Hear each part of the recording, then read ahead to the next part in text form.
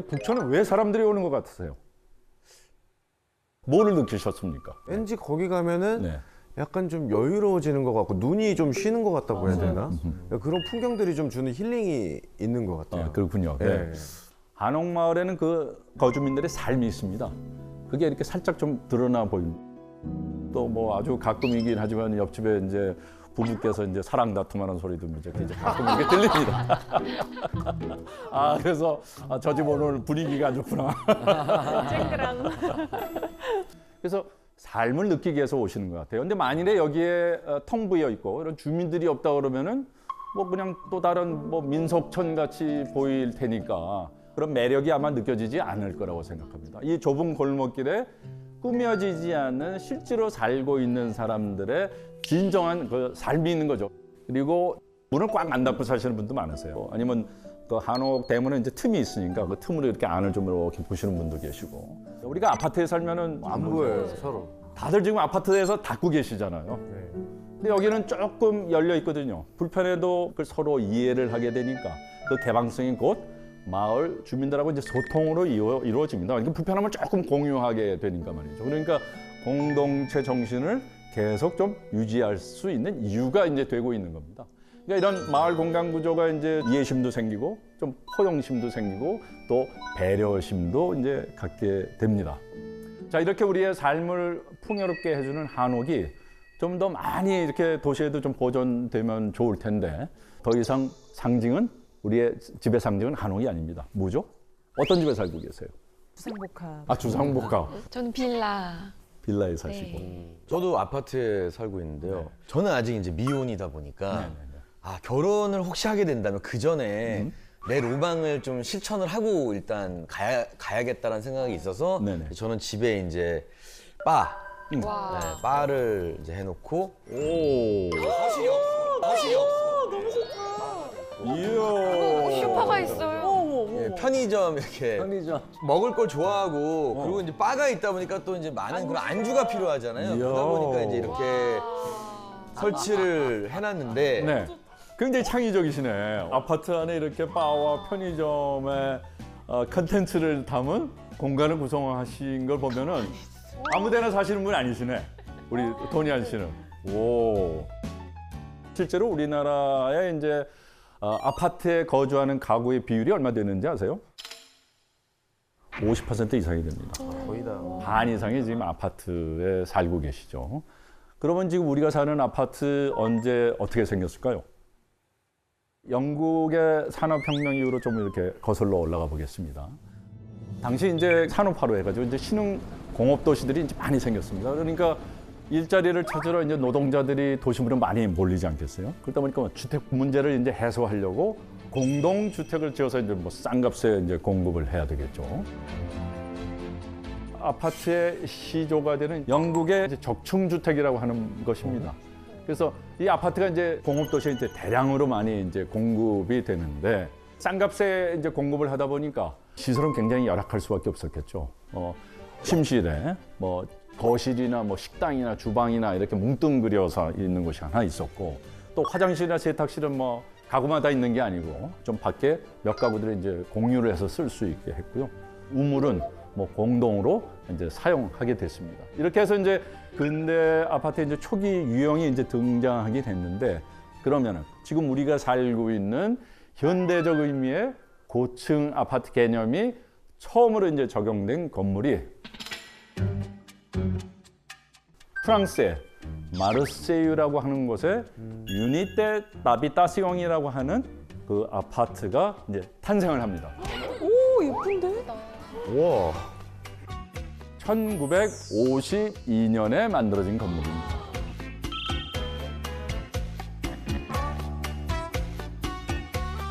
근데 뭐 지금 보더라도 뭐 어떠세요?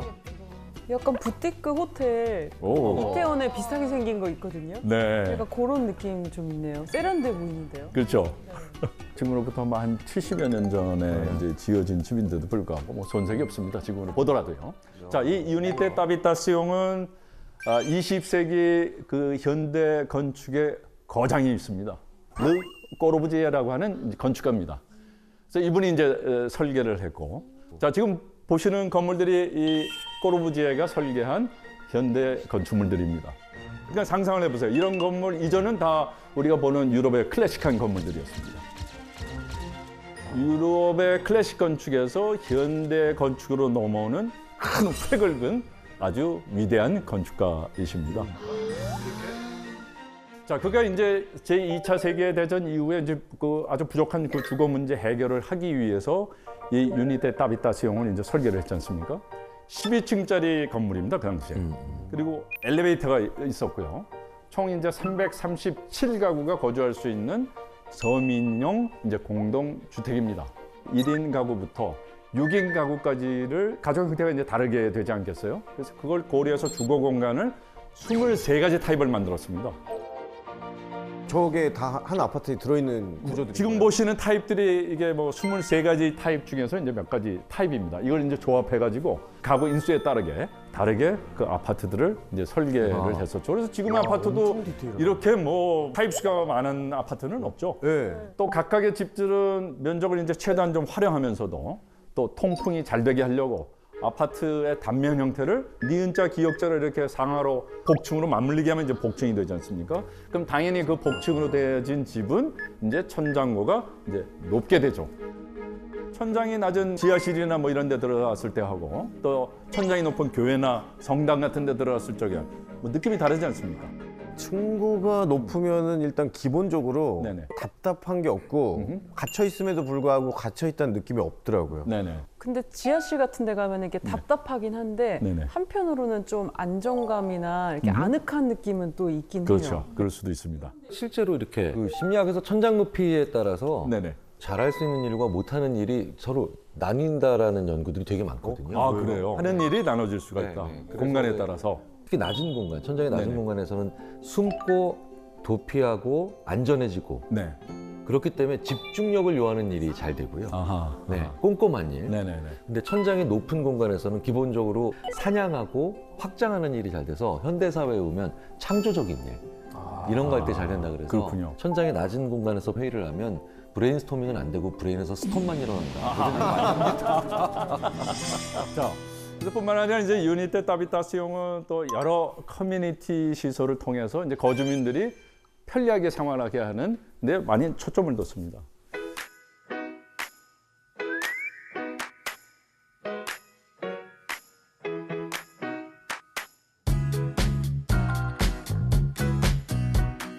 웬만하면 여기 살면은 밖을 나갈 이유가 거의 없습니다. 거기에 뭐 식료품점, 카페, 뭐 미용실, 꽃집 등이 다 이 한 건물에 들어가 있어요. 이런 편의 시설들이요. 주상복합 아파트의 개념입니다. 진짜 호텔 같아요. 호텔도 있어요. 진짜 호텔이었어. 방이 이렇게 많지는 않지만은 부티크 호텔도 있습니다. 그래서 여러분들 여기 가시면은 부티크 호텔을 살 수 있고요. 너무 좋다.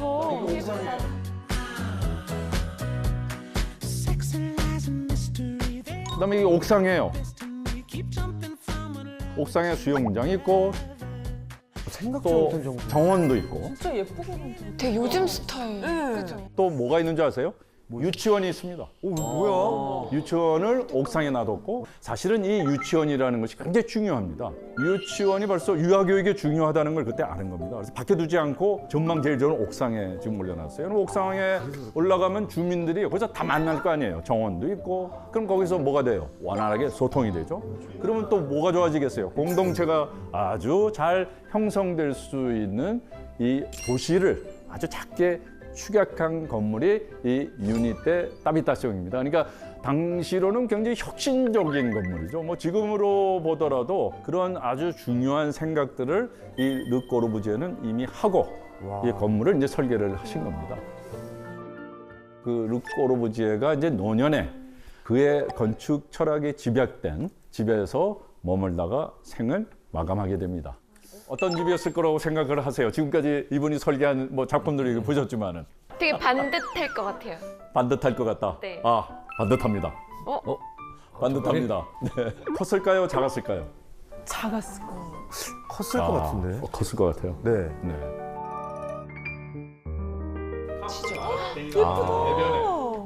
지금 보시는 것처럼 4평짜리 오두막입니다. 에?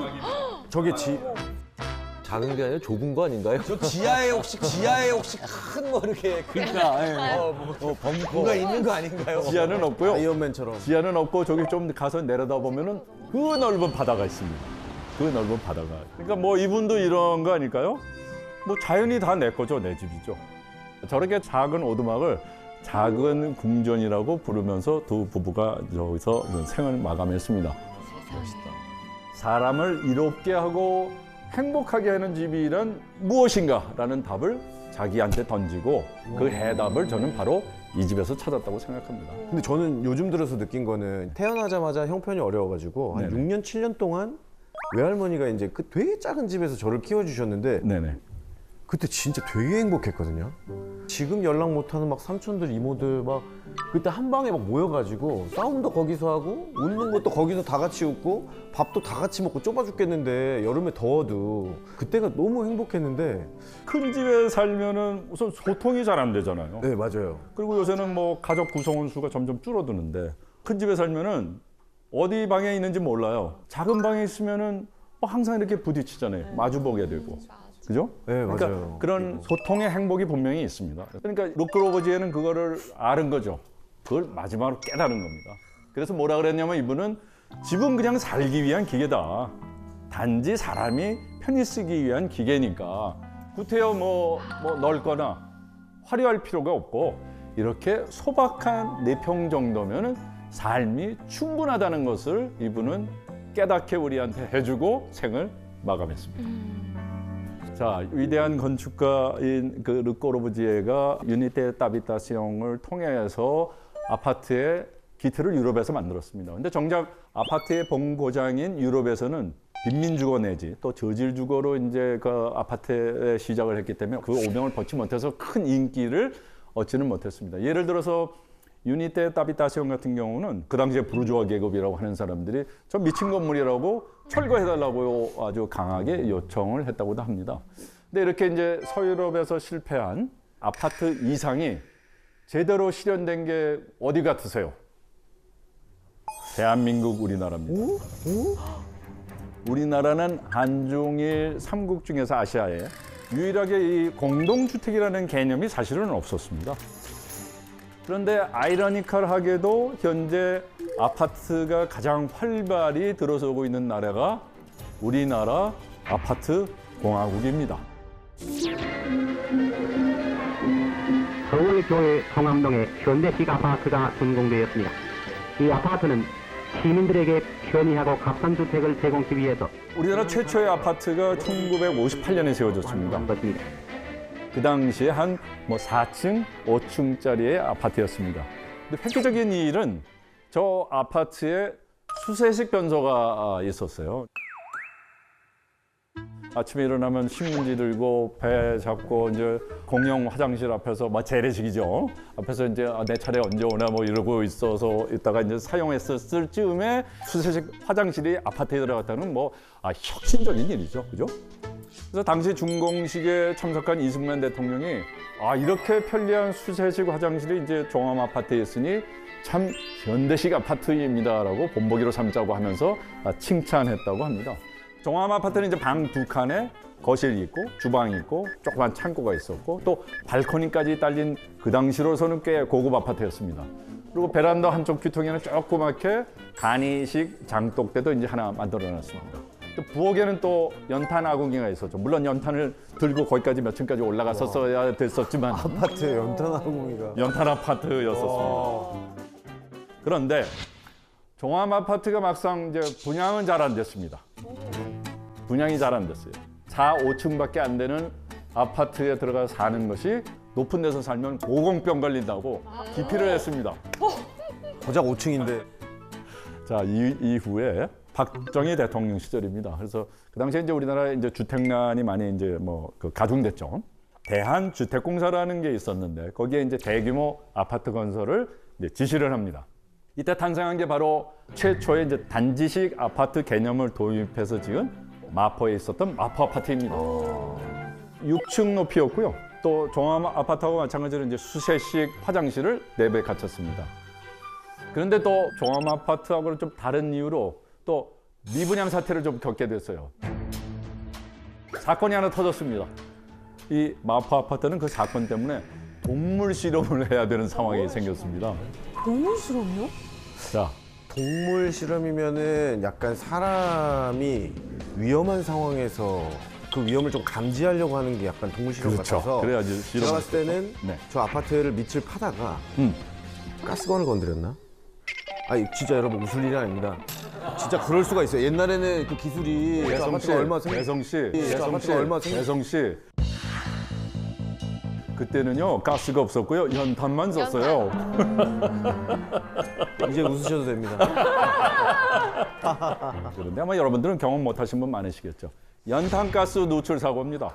당시 이제 그 신문에 실린 기사를 한번 보시면은 1962년 12월 7일에 마포 아파트가 이제 준공된 지 일주일 후였다고 합니다. 근데 연탄 누출 사고가 발생을 해서 일가족 6명이 중태에 빠졌으니까 아주 큰 일이었죠. 그래서 그 중태에 빠진 피해자들은 아파트 부엌 구조가 잘못됐다, 피해를 보상을 해달라, 뭐 이제 그러면서 이제 문제를 제기를 했었습니다. 그래서 동물 실험을 이제 하게 됩니다.